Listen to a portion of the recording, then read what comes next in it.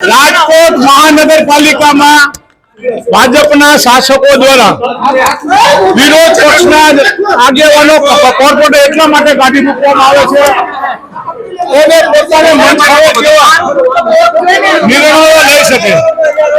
આ નિર્ણયો લેવા એ ભાજપની હકીકતમાં કાયમ કમજોરી હોય છે।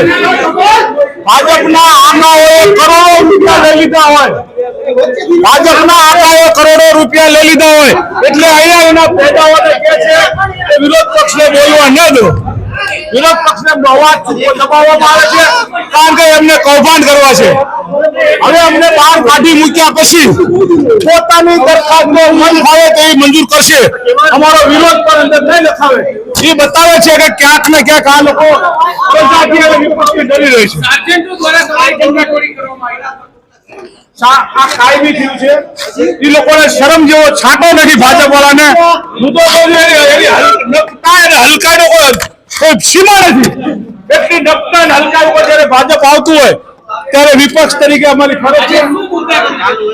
અમારો જે મુદ્દો હતો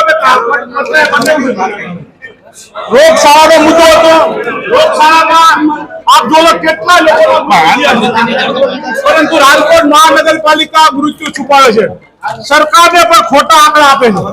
આ મુદ્દો રહ્યો, આ મુદ્દો શું ખોટો છે? શું આ રાજકોટને પ્રજાનો મુદ્દો નથી? આ મુદ્દો બતાવવામાં પણ જો એમને શરમ લાગતી હોય તો તમને શરમ લાગતી હોય ભાઈ તમે કામ કરો ને, શા માટે કામ નથી કરતા? તમે લોકોના કામ કરો, કૌભાંડ કરો, ખાઈ જાઓ, પૈસાની પૈસા જે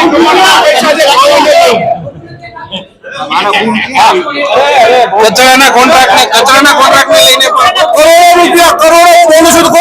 રૂપિયા હાકાએ કીધું છે કે તમે કૌભાંડ કર્યા રાખો અને તમારી ઉપર સાવરવાળા બેઠા એક સાથે 10 વર્ષ માટે કોન્ટ્રાક્ટ આપી દેવામાં આવ્યો, એક સાથે 10 વર્ષ માટે એ બે પાર્ટીને આપી દેવામાં આવ્યો। એની ટેન્ડર કોપી મેં માંગી છે પરંતુ હજી અમને આપી નથી।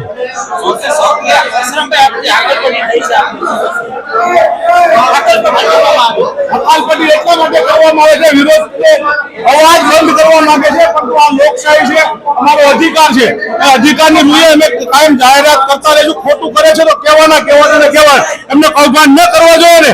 લોકો મૃત્યુ મરી જાય છે, એના મૃત્યુ આ શા માટે છુપાવે છે? આ તો પ્રેસ રિપોર્ટરના પરિવારના હતા, એ કોર્પોરેશનના કર્મચારી હતા, એટલા માટે બહાર આવ્યું। બાકી કેટલા લોકો મરી ગયા છે એ હકીકતમાં આંકડા બહાર કાઢો, ખબર પડશે। દેખાડજો, પરંતુ એ લોકો સાંભળવું નથી એટલે માટે કાગળ કાઢવાની જગ્યા હિસાબે પેલા આતંકવાદી જેમ તપાસ કરતા છતાં પણ અમે જો કાગળ લઈ ગયા હોય તો એ અમારી જીત હતી, પરંતુ એ લોકોને હાર ભાળી ગયા હતા એટલા માટે પોતાના કૌભાંડ બહાર ન પાડે એટલા માટે બોર્ડમાંથી કાઢી મૂકવામાં આવ્યો। સાંજ સમાચાર ફેસબુક પેજને લાઇક કરો, વિડીયો શેર કરો અને વધુ વિગતવાર સમાચાર માટે sanssamachar.net વિઝિટ કરો।